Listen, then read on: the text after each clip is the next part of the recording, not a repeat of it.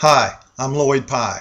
For the past 13 years, I've worked with doctors, geneticists, and other scientific experts trying to solve one of the world's great mysteries. The Starchild skull is an actual bone skull that has virtually nothing in common with a human skull. It was discovered around 1930 in a mine tunnel in the Copper Canyon region of Mexico, beside a human female skull we use for comparison. Carbon-14 dating confirms that both died about 900 years ago. The Starchild skull's physical traits and its genetic structure are so extensively different from a normal human, at a bare minimum it will be considered a new species and potentially even an extraterrestrial alien.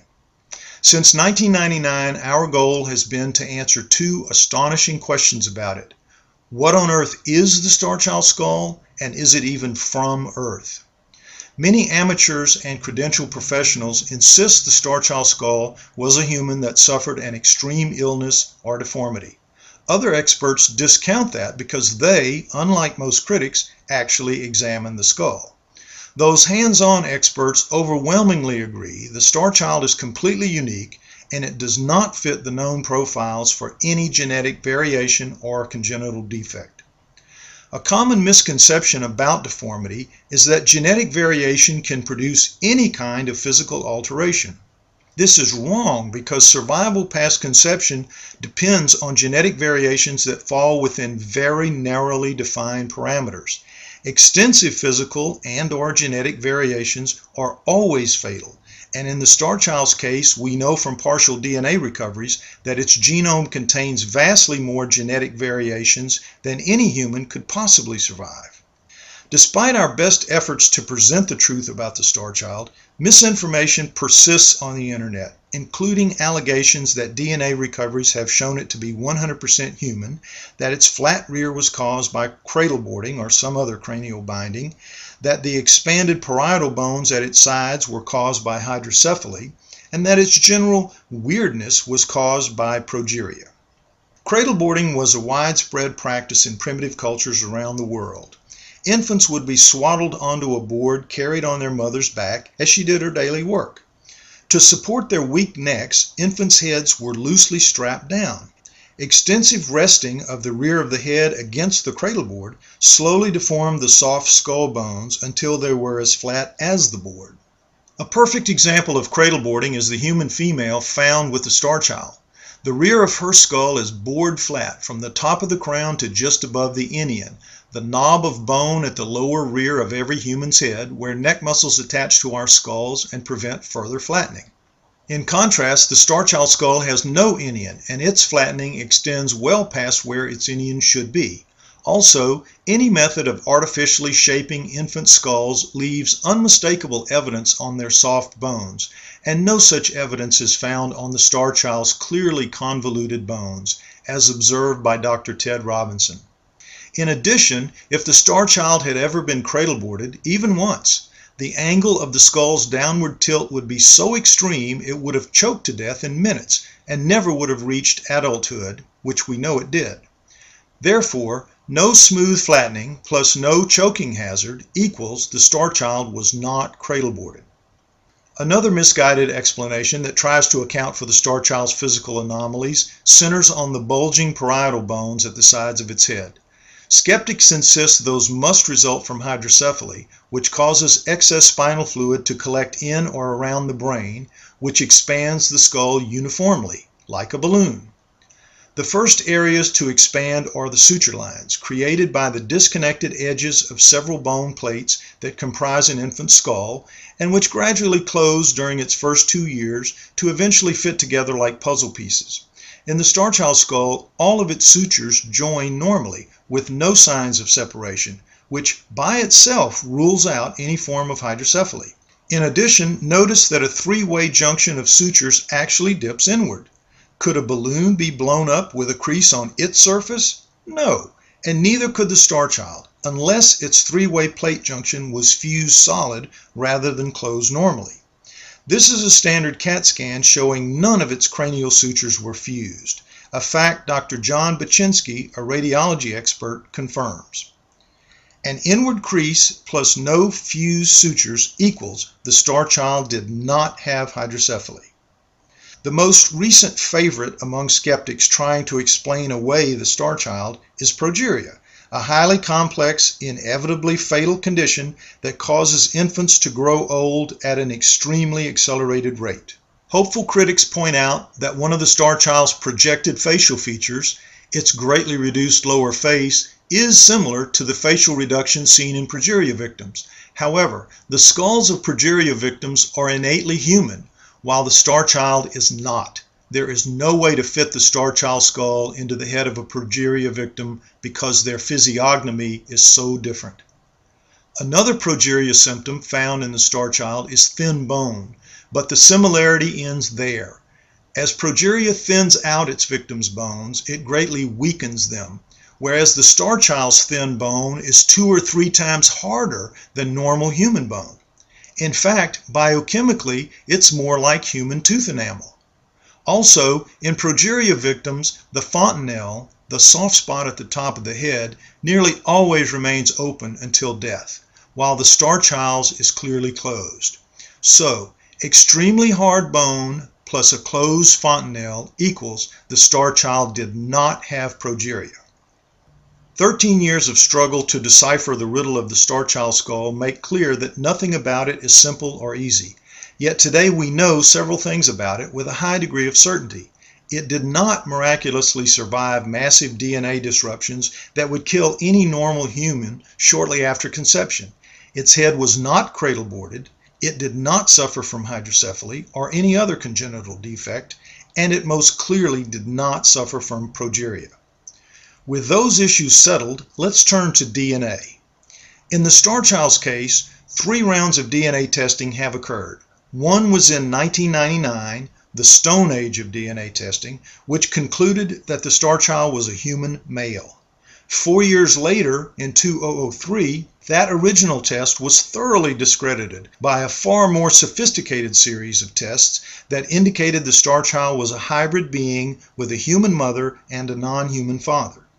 Finally, in 2010 and 2011, state-of-the-art tests have shown that both of the earlier tests produced flawed results because the Starchild's DNA was much too unusual to be handled by those antiquated procedures.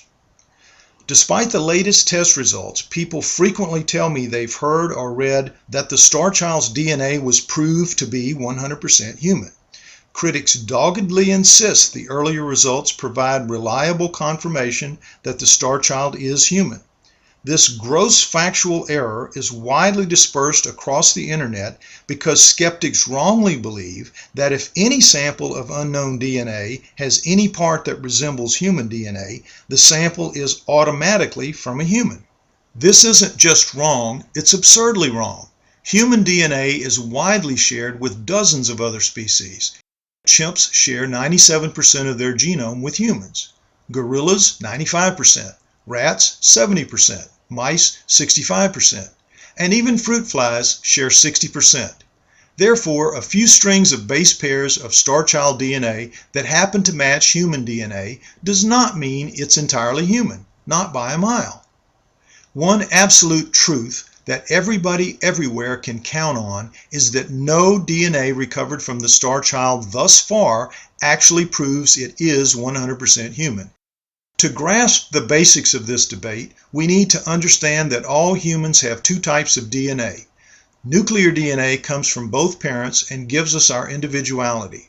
Mitochondrial DNA comes from our mothers only, and it allows each of us to be compared to other humans who share certain genetic affinities. The initial recovery of the Starchild's nuclear DNA produced several dozen fragments containing more than 30,000 base pairs, the steps in the twisted ladder of DNA. In half of those fragments, the base pairs could be matched exactly to similar fragments in the human genome. However, the other half could not be matched to any currently known species. These results are preliminary, requiring much repetitive testing for absolute verification. And if they were the only unusual results, they would be interesting but not totally compelling. However, they're far from the only unusual results. In humans, the 16,569 base pairs in our mitochondrial DNA carry a specific upper limit of variations, 120. Thus, every human has 120 or fewer variations in their mitochondrial DNA. Neanderthals have around 200 variations. The new prehuman, Denisovans, have 385. For every species, these numbers are solidly established, and they change extremely slowly over very long periods of time. With the Starchild's mitochondrial DNA, 4 recovered fragments add up to 9.5% of the human total. They contain 93 base pair variations. If we extrapolate 93 out to 100%, it creates a statistically acceptable bracket of 800 to 1,000 base pair differences in the Starchild compared to a human's 120 maximum. Thus, these two genomes cannot remotely be related. They're apples and lemons. Moving the Starchild even farther from humans is the recent recovery of a 211 base pair fragment recovered from the Starchild's FOXP2 gene. In humans, the FOXP2 gene is essential for formation of our brains, numerous internal organs, and our ability to speak. This all-important gene contains 2,594 base pairs, and in every normal human, each of those base pairs is absolutely identical. Here in blue we see the 211 base pair fragment of human FOXP2 compared to the Starchild's fragment in black, along with fragments of several other species. The key things to notice here are the red letters among the Starchild's fragment, each of which denotes a single base pair variation. There are 56. Remember, normal humans have no variations in their entire FOXP2 gene, and certainly none in the 211 base pair fragment found in the Starchild. But rhesus monkeys do have 2 such variations: mice 20, dogs 27, elephants 21, opossums 21, frogs 26. And then we have the Starchild's towering 56. Remember, this FOXP2 result, like the previous 2, is partial. All 3 require additional DNA testing to establish absolute confirmation. Yet because all 3 are so highly anomalous relative to normal humans, we can be confident they will prove the Starchild's genome bears no relation to the human genome. Apart from DNA, we have physical evidence that confirms the Starchild is not human. If we consider 25 tangible points of reference on the human skull and the Starchild skull, not a single match can be found, not one. Even more remarkable is that some of those variations are unprecedented on Earth. The human eye socket is 2 inches deep, while the Starchild's is only 1/2 inch deep, a 75% reduction with a completely altered shape. Human eye sockets can have noticeable depth reductions if they have abnormal fusions in their cranial sutures, but a CAT scan has revealed that the Starchild did not have any fused sutures. Also, every astronaut who has spent more than a month in space acquired small but measurable reductions in the depth of their eye sockets. All humans have a brow ridge, which the Starchild lacks. Its brain is 1/3 larger than a human of its size. What should be 1,200 cubic centimeters is in fact 1,600. It has no frontal sinuses, another key aspect of human speech. A human skull balances at 2/3 toward its rear, behind the center of its neck. The Starchild skull balances at its center of cranial volume, directly above the center of its neck, which is much smaller than a human neck and oval rather than circular. In humans, the cerebellum in the blue circle is securely tucked into the curve at the rear of the skull. In the Starchild, its extra brain mass presses down at a steep angle that would squeeze a human brain out of the foramen magnum, the hole where the spine enters the skull. This has led some experts to speculate that the Starchild's brain might well be made of a denser material than human brains.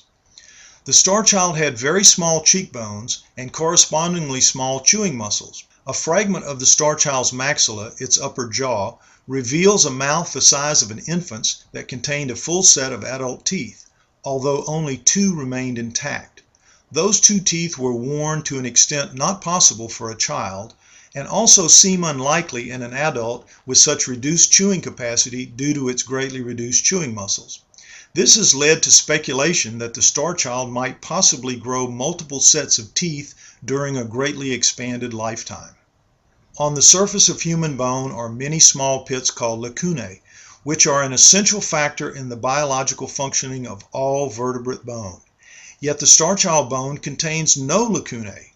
Also, the Starchild's bone is much thinner than human bone, but it is much more durable. One reason for that durability is seen in magnified cross-sections, which show that microscopic fibers have successfully resisted a cutting blade. These fibers are embedded in the Starchild's bone like the steel rebar that reinforces concrete. Mycologists have ruled out fungi, moles, yeast, and bacteria.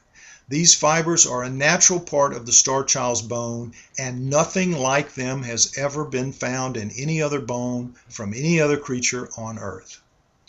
Another discovery unique to the Starchild is a reddish residue in its cancellous holes. This is not bone marrow, which in all species is consumed by bacteria after death. Whatever this residue is, it resisted the natural organisms that consume post-mortem tissue, which makes it too one of a kind on Earth. Altogether, the extensive physical evidence we've gathered combines with the compelling DNA evidence to strongly indicate the Starchild skull is not from a human, and it may well be from beyond Earth.